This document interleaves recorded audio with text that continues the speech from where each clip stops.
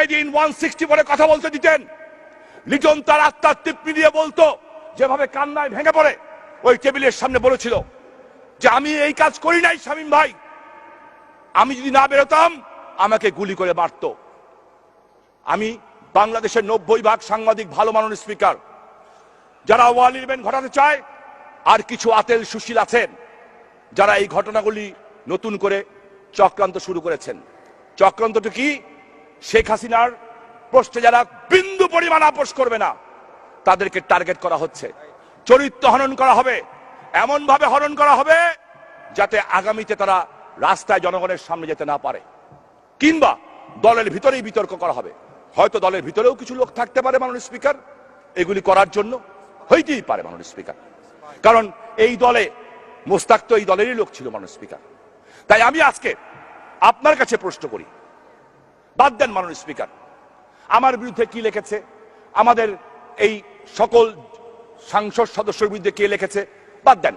আমাদের কোনো ইজ্জত নাই, আমাদের কোনো সমাজ নাই, আমাদের বাসাবাড়ি নাই, আমাদের বউ বাচ্চা নাই, আমাদের কিচ্ছু নাই, আমাদের রক্তের কোনো দাম নাই, আমরা মরলে কেউ কাঁদে না, আমাদের রক্ত রক্ত না, আমাদের রক্ত নর্দমার ময়লা পানি, আমাদের রক্ত নর্দমার পানি। কিন্তু শেখ হাসিনা উনি কে? শেখ হাসিনা তো জাতির জনকের কন্যা, জাতির জনকের কন্যা, আমার প্রধানমন্ত্রী, আমার নেত্রী। আমরা যারা ৭৫-এর পরে এসেছি, শেখ হাসিনা আমাদের মা হয়, মা, আমাদের মাতৃতুল্য নেত্রী শেখ হাসিনা। 2001-11-এর সময় তার বিরুদ্ধে যিনি সততার মূর্তমান প্রতীক, আমি যাকে দেখেছি, যাকে চিনেছি, আওয়ামী লীগ করি বলবো না, আল্লাহকে সাক্ষী রেখে বলতে চাই, আমি তো এরকম আল্লাহওয়ালা মানুষ দেখি নাই মাননীয় স্পিকার। আল্লাহকে সাক্ষী রেখে বলতে চাই, এরকম দেশপ্রেমিক আমি দেখি নাই মাননীয় স্পিকার। তিনি তার বাবার স্বপ্নের জন্য সকল বিষ হজম করছেন, উনি নীলকণ্ঠী।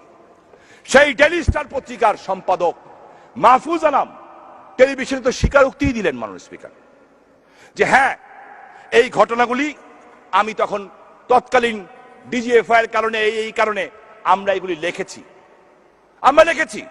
ওনাদের লেখার কারণে আমার নেত্রীকে 11 মাস জেল খাটতে হয়েছে, দুর্নীতিবাজ বানানো হয়েছে। কিসের আলামত মাননীয় স্পিকার? এগুলি কিসের আলামত?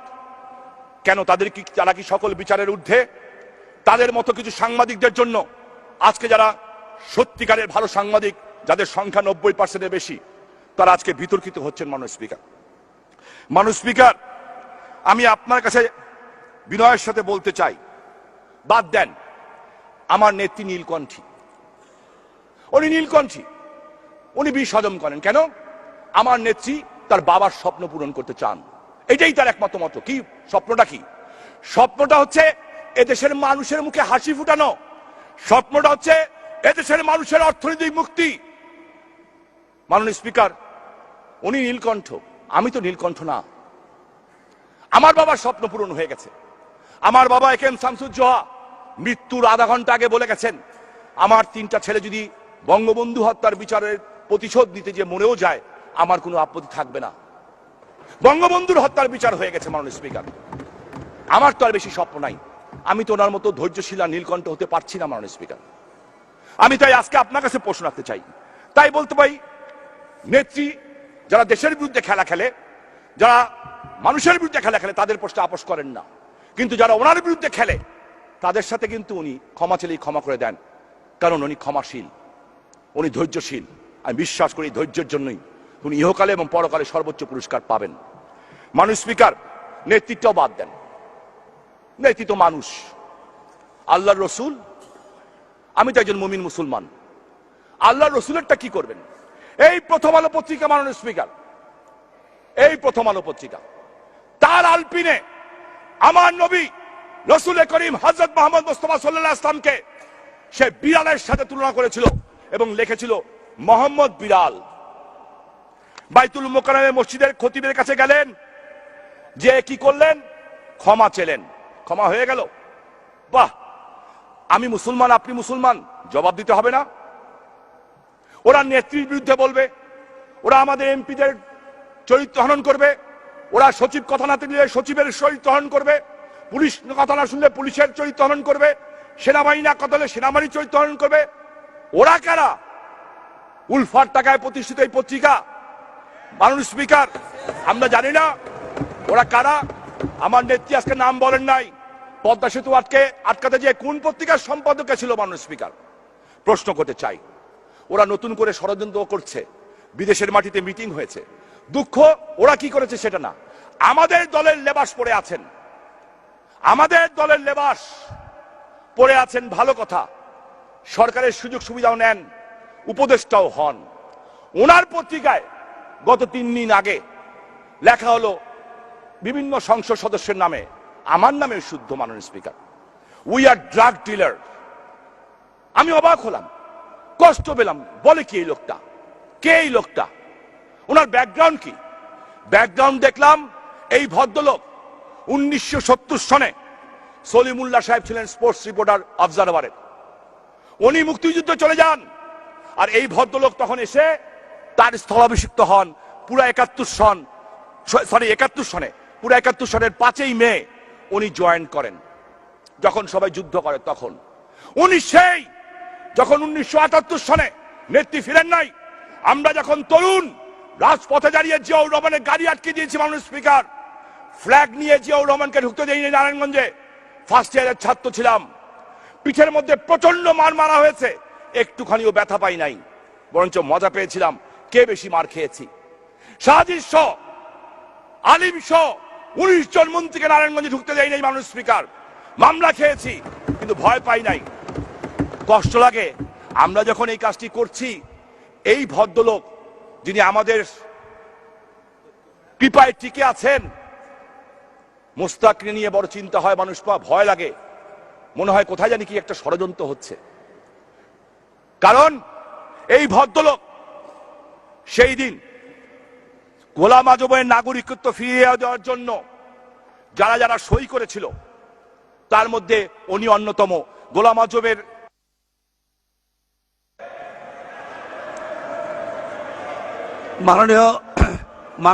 মাননীয় সদস্য,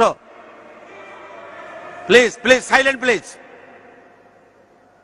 মাননীয় সদস্য, আপনার বক্তব্য শুনে আমিও অভিভূত, কিন্তু আমার কাছে সময়ের কনস্ট্রেন্টনেস অবশ্যই আছে, এটা আপনি জানেন। টাইমটা লিমিট করে দেন, মাননীয় চিফ হুইপ। তারপরও সিরিয়াল ভঙ্গ করে আমি আপনাকে বক্তব্য দেওয়ার সুযোগ দিয়েছি এই কথাগুলো শোনার জন্য। আপনি আর 5 মিনিট বলুন। মাননীয় স্পিকার, মানুষ ভাই আমার 10টা মিনিট দেন। জি থ্যাংক ইউ মাননীয় স্পিকার। 5 মিনিট বলেন। জি মাননীয় স্পিকার, ধন্যবাদ মাননীয় স্পিকার। আজকে কে এই ভদ্রলোক 78 সনে সই দিলেন? বইটার নাম কি? জামাতে ইসলামের থেকে প্রকাশিত বই গোলাম আজমের সংগ্রামী জীবন।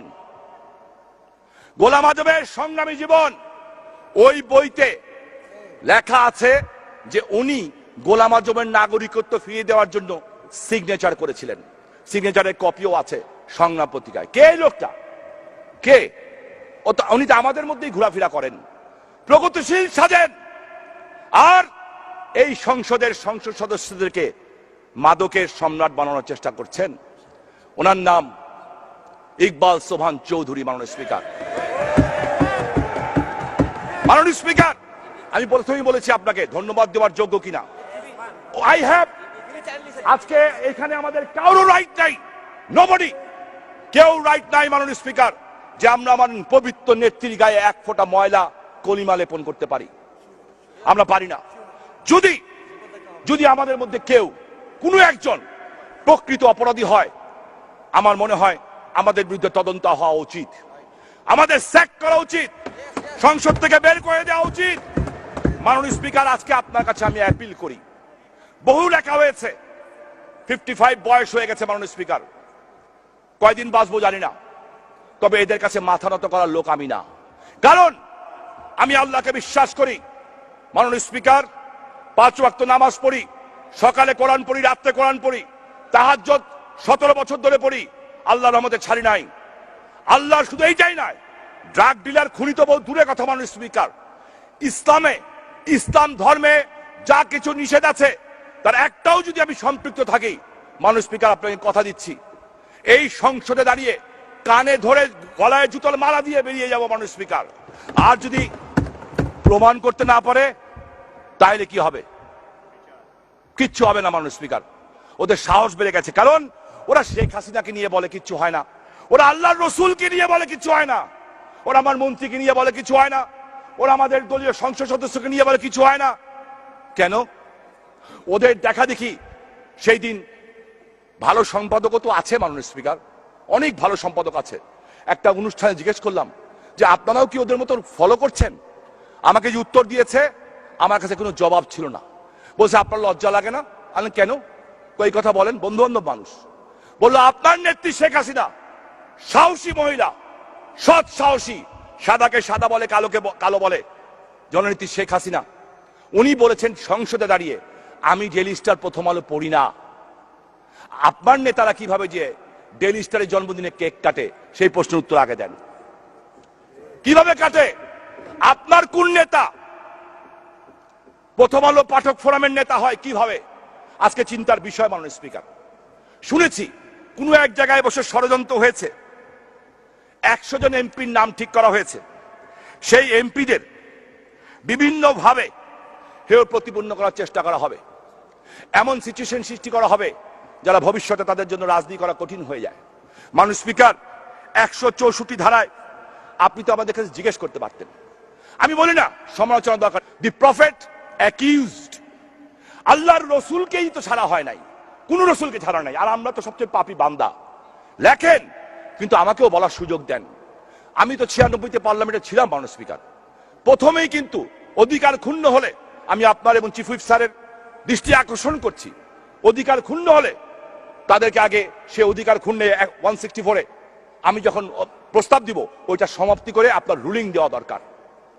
আপনি যদি রুলিং দেন, তাদেরকে যদি তলব করেন, তলব করে জিজ্ঞেস করেন যে আমার সংসদ সদস্যের বিরুদ্ধে তুমি যে লিখেছ, তোমার প্রমাণ কি? প্রমাণ পেলে ব্যবস্থা নেন, আর যদি প্রমাণ না পান তার বিরুদ্ধে ব্যবস্থা নেন। আইন করার সময় এসছে মাননীয় স্পিকার, আইন করেন। ওরা কিন্তু খেলায় নেমে গেছে, ওরা খেলায় নেমে গেছে। মাননীয় স্পিকার, কয়েকদিন আগে একটা পত্রিকা, আমাকে একটু সময় দিন, আজকে আপনার কাছে জোরহাত করে চাচ্ছি, আমি জোরহাত করে চাচ্ছি আপনার কাছে। আমি কয়েকদিন আগে একটা পত্রিকা, আপনি আমার বাবাকে চিনতেন মাননীয় স্পিকার, আমার বাবা, আমার বাড়িতে আওয়ামী লীগ তৈরি হয়েছে, আমার দাদা আমার বাবা আওয়ামী লীগের প্রতিষ্ঠাতা সদস্য, বাংলাদেশের সবচেয়ে ধনী পরিবারের মধ্যে একটা পরিবারের ছেলে আমরা। আমার দাদা নবাব হাবিবুল্লাহর জামানত বাজেয়াপ্ত করে এই ঢাকা বিভাগের এমপি। মাননীয় সদস্য, আপনি কতক্ষণ বললে শেষ করতে পারবেন? 5 মিনিট। আপনি, আমি আর 5 মিনিটের বেশি দিতে পারবো না, আমি দুঃখিত। জি জি, আপনি 5 মিনিট বলুন। জি জি, আচ্ছা মাননীয় স্পিকার। মাননীয় স্পিকার, সে আমার পিতা, আমি তাকে সম্মান করি। সম্মান করি এই কারণে, উনি আমাদের জন্য কিছু রেখে যান নাই। 75 সনের 17 আগস্ট খন্দকার মোস্তাকের ফোন আসলো আমার বাড়িতে। আমার বাবা 4টা-5টা অস্ত্র নিয়ে এদিক ওদিক দৌড়াদৌড়ি করছেন। বড় ভাই নাসিম ওসমান চলে গেছেন বইয়ের সমস্ত স্বর্ণ নিয়ে। সেই রাতে তার বিয়ে হয়েছিল, শেখ কামাল ভাই ছিলেন। সেইখান থেকে উঠে উনি যখন দেখেছিলেন বঙ্গবন্ধুকে মারা হয়েছে, উনি আমার মার সমস্ত গয়না, আমার ভাবির সমস্ত গয়না নিয়ে 50 জন ছেলে নিয়ে উনি বঙ্গবন্ধু হত্যার প্রতিশোধের জন্য বেরিয়ে চলে গেছেন। আমার বাবা 4টা-5টা বন্দুক নিয়ে চেষ্টা করছিলেন কিছু একটা করা যায় কিনা। 17 তারিখে রাত্রে বাসায় ফিরলেন, ফেরার সাথে সাথে একটা ফোন আসলো, ল্যান্ড ফোনে। ফোন আমি ধরেছিলাম, আমি ক্লাস 8-এর ছাত্র ছিলাম মাননীয় স্পিকার। ফোন ধরে বললাম হ্যালো। বলা হলো উপর থেকে খুনি খন্দকার মোস্তাক উনি কথা বলছেন। উনি আমার দাদার পয়সা লালিত পালিত হয়েছিলেন, আমাদের গ্রামের পাশেই তার বাড়ি। আমার মা, বললাম আব্বা মোস্তাক, আমার বাপ তখন ঘরে ঢুকেছেন মাত্র। আমার মা ফোনটা কেড়ে নিলেন, নিয়ে খন্দকার মোস্তাককে বললেন বলেন। বলল তুই করে বলতেন, বলছে যে আমার বাবার কথা বলছে, জোহা সাহেবকে বল, জোহাকে বলো যেভাবে বলছেন ঠিক সেটাই বলছি, আমার এখানে শপথ নিতে, আমি ওকে মন্ত্রী বানাবো। আমার মা উত্তর দিয়েছিল যে আপনাকে একটা কথা পরিষ্কার ভাবে বলতে চাই, আমার স্বামী যদি আপনার মন্ত্রী সভায় শপথ নেয়, তাহলে প্রথমে আমি নিজেকে চেষ্টা করবো তাকে হত্যা করতে। আর যদি না পারি তাহলে নিজে আত্মহত্যা করব। মাননীয় স্পিকার, আমি আমার মায়ের দিকে তাকিয়ে আমার বাবার সেই হাসি সেদিন দেখেছিলাম, এবং সাথে সাথে আধা ঘন্টার মধ্যে মোস্তাক বলল ওকে আর বাঁচাতে পারলাম না, বলছেন মেরে ফেলো। বাড়ি ঘেরাও দেওয়া হলো, আমার বাবাকে ধরে নিয়ে গেল। 75, 76, 77, 78, 79 এক বেলা ভাত খেয়েছি, এক বেলা ভাত খাই নাই। মাননীয় স্পিকার, 900 টাকার জন্য পরীক্ষার ফর্ম ফিল আপ করতে পারি নাই। বোনের বিয়ে দিয়েছি মসজিদের ভিতরে। মেজো ভাই সেলিম ওসমান ইন্টারমিডিয়েটের ছাত্র, এই লেফটেন্যান্ট কিসমত মেজর ডালিমরা তাকে ধরে নিয়ে গেছিল, অকথ্য নির্যাতন করেছে রেডিও বাংলাদেশে। এই আপেল মাহমুদ এখন গান গেতো আগে, ও তখন বসা ছিল হাতে মদের গ্লাস নিয়ে। সেইখানে আমার ভাইটাকে প্রহার করা হয়েছিল। আমি ছোট ছিলাম, পোস্টার লাগাতে গেছিলাম, পিটিয়ে সাইকেল ভাঙা হয়েছিল পিঠের মধ্যে। মাননীয় স্পিকার, অভাবের সংসার ছিল, টাকার অভাব ছিল না, সমস্ত ফ্রিজ করে দেওয়া হয়েছিল। বাড়ি নিলামে উঠিয়ে দিল জিয়াউর রহমান, বাড়ি নিলামে উঠিয়ে দিল। আদমজি, চিত্তরঞ্জন, লক্ষ্মীনারায়ণ শ্রমিকরা 1 টাকা করে চান্দা দিয়ে আমাদের বাড়ি ছুটিয়ে দিয়েছিল। শ্রমিকের বাড়িতে বড় হয়েছে। আমার বাবা কিচ্ছু রেখে যান নাই আমাদের জন্য, আলহামদুলিল্লাহ। আমার সেই বাবাকে নিয়ে আওয়ামী লীগ অফিসে কয়েকদিন আগে মিটিং হয়েছে নারায়ণগঞ্জের একটা নির্বাচন নিয়ে। সেইখানে কোনো সাংবাদিক ছিল না, আওয়ামী লীগে বিভেদ সৃষ্টি করার জন্য, যাতে আমি ক্ষুব্ধ হই, আমার দলের প্রার্থীর বিপক্ষে যাই। সেইখানে লেখা হলো যে ওই প্রার্থী বলেছেন যে আমার বাবা নাকি টাকা কামিয়েছেন, দুর্নীতিবাজ। 30 বছর হবে আমার এই 20 ফেব্রুয়ারিতে আমার বাবার। মাননীয় স্পিকার, এটা কোন রাজনীতি মাননীয় স্পিকার? আমার কাছে মনে হয় আমার বাবার কবরের সামনে গেলে যে আমি অযোগ্য সন্তান। সো আজকে আপনার কাছে আমার request, there is two choice মাননীয় স্পিকার। আইদার আপনি আমাদেরকে প্রোটেকশন দেন, অর আইদার আপনি আমাকে ছেড়ে দেন, সাধারণ মানুষ বানিয়ে দেন। জাস্ট সাধারণ মানুষ বানিয়ে দেন মাননীয় স্পিকার, কারণ আমি যাতে কিছু দল এবং আমার নেত্রীর উপরে না পড়ে। তারপরে দেখাবো সাধারণ মানুষের ক্ষমতা কতটুকু। মাননীয় স্পিকার, লক্ষ লোক নিয়ে ওদের অফিসের সামনে আসতে আমাদের বেশি সময় লাগবে না। আমরা এই বাংলাদেশে বড় হয়েছি মাননীয় স্পিকার, চাওয়া পাওয়ার আশায় বড় হই নাই, এমন কোনো অপরাধ করি নাই যে আল্লাহ ছাড়া কাউকে ভয় পাবো। মাননীয় স্পিকার, আমি আপনার কাছে অনুরোধ জানাই লিটনের জন্য একদিন আলাদাভাবে কথা বলার সুযোগ করে দিয়েন। এই সংসদ সদস্য উচিত এইটুকু সম্মান দেওয়া উচিত, শোক প্রস্তাব আসা উচিত। মাননীয় স্পিকার, আমি অনেক বক্তব্য, অনেক কিছু ছিল আমার কাছে ডকুমেন্ট। মাননীয় স্পিকার, আমি শুধু একটা কথা বলি, ষড়যন্ত্র শুরু হয়েছে, নেত্রীর প্লেনের ইঞ্জিন বিকল হয়, লিটন মারা যায়, সবার ভিতরে লেখায়। পরিস্থিতি কি এমন কেউ করতে চায় যে সকালবেলা ঘুমের থেকে উঠে বলবে প্রিয় দেশবাসী এইভাবে দেশ চলতে পারে না? কেউ বলতে চায় কিনা? যদি বলতে চায় তাহলে বলি আমরা অপপ্রচারে ভয় পাই না। তাই একটা কথা বলতে চাই মাননীয় স্পিকার, লিটনের মাকে উদ্দেশ্য করে। আমি জানি না উনি আছেন কিনা, ওনার মা নাই, যেখানেই থাকে যদি উনি শুনেন, সেটা বলতে চাই। লিটনের মৃত্যু লাশকে ধরে কবিতাটা ছোটবেলা অনেক পড়তাম। জননী মাগিছে ভিক্ষা, ঘরে ডেকে ডেকে ছেলের লাশ। 1 মিনিট বলুন, 1 মিনিট। জননী মাগিছে ভিক্ষা, ঘরে ডেকে ছেলের লাশ। বন্ধু গোয়ার বলিতে পারি না, বড় বিষ জ্বালাই বুকে। চারিদিকে আজ দেখিয়া শুনিয়া, তাই যাহা সে কই মুখে। আজকে তাই যা আসে কই মুখে। আমার কথা বাদ দেন মাননীয় স্পিকার, আমাদের তরুণ সংসদ সদস্য যারা আছেন তাদেরকে চরিত্র হনন করা হচ্ছে, এক এক সময় এক একজনকে ধরা হচ্ছে মাননীয় স্পিকার, মন্ত্রীদের ধরা হচ্ছে। আমার মনে হয় আপনি দয়া করে প্রবীণ সংসদ সদস্য হিসাবে, ডেপুটি স্পিকার হিসাবে, লিটনের গার্জেন হিসাবে, লিটনের অভিভাবক হিসাবে আপনি কিছু বলবেন আমার বক্তব্যের পরে। আমরা চাই এরপর থেকে যদি কোনো সংসদ সদস্যের ভিতরে লেখা হয়, সে যাতে 164-এ প্রথমে এসে কথা বলতে পারে, এবং যদি দোষী হয় ব্যবস্থা নেন, আর যদি দোষী না হন যারা বলে তাদের ডেকে আনেন, জিজ্ঞাসাবাদ করেন। মাননীয় স্পিকার, আপনাকে ধন্যবাদ। আল্লাহ রাব্বুল আলামিন শেখ হাসিনাকে হায়াত দরাজ করুক।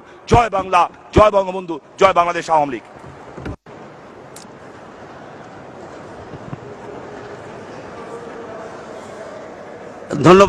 ধন্যবাদ মাননীয় সদস্য, আপনাকে আন্তরিকভাবে ধন্যবাদ। মাননীয় সদস্য, আপনি আমাকে লক্ষ্য করে কিছু প্রশ্ন উত্থাপন করেছেন। এই সংসদের স্পিকারের চেয়ারে বসে আমি আপনার অনেক প্রশ্নের উত্তর দিতে পারবো না, আমি অক্ষম, আমি সেজন্য ক্ষমা প্রার্থী। তবে এইটুকু আপনাকে বলতে পারি,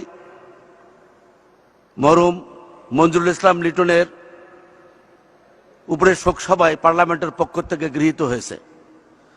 মাননীয় প্রধানমন্ত্রী এবং আমাদের সংসদ নেতা জাতির জনক বঙ্গবন্ধু শেখ মুজিবের কন্যা জননেত্রী শেখ হাসিনা তার উপরে বিশদ বক্তব্য রেখেছেন এবং সেই বক্তব্যে তিনি স্পষ্ট করেই বলেছেন যে আর যাতে কাউকে লিটন হতে না হয় তার ব্যবস্থা তিনি গ্রহণ করবেন। আমার মনে হয় মাননীয় প্রধানমন্ত্রীর এই মেসেজের পর আমাদের এত আতঙ্কিত হওয়ার কোনো কারণ নেই। তবে আপনি সাংবাদিকতা সম্পর্কে যে ধারাবাহিকভাবে বর্ণনা করেছেন, এইটি আজকে রাষ্ট্রপতির ভাষণের উপরে যদি বক্তব্য না হয়ে অন্য কোনো বিধিতে এই বক্তব্যটা আপনি রাখতে পারতেন, তাহলে আমি যত ক্ষুদ্র ব্যক্তি হই না কেন আমি এর উপরে একটা রুলিং দিতে পারতাম। আপনাকে আমি আহ্বান করব যে এই বিষয়ে আপনি যথাযথ বিধি অনুসারে যদি কোনো নোটিশ দেন, নিশ্চয়ই জাতীয় সংসদ সে বিষয়ে বিবেচনা করবে এবং আমি যদি এই চেয়ারে থাকি তার উপরে নিশ্চয়ই একটি রুলিং দেব।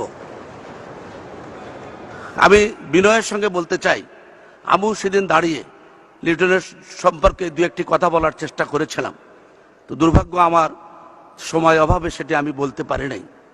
আমি শুধু এটুকুই আপনাদেরকে জানাতে চাই যে আমি ওই জেলার একজন মানুষ হিসাবে লিটন একজন মাননীয় সংসদ সদস্য আমাকে অগ্রজ মনে করত। আমি আপ্রাণ চেষ্টা করেছিলাম তাকে ডিফেন্ড করতে, আমি আপ্রাণ চেষ্টা করেছিলাম তাকে প্রোটেকশন দিতে। এ কারণে আমি শুধু সমালোচিত হই নাই, আমাকেও ধিক্কার দেওয়া হয়েছে, আমাকেও হুমকি দেওয়া হয়েছে। আমি সেই হুমকির কাছে মাথা নত করিনি, সেদিনও করিনি, আজও করছি না, ভবিষ্যতেও কোনোদিন করবো না ইনশাআল্লাহ।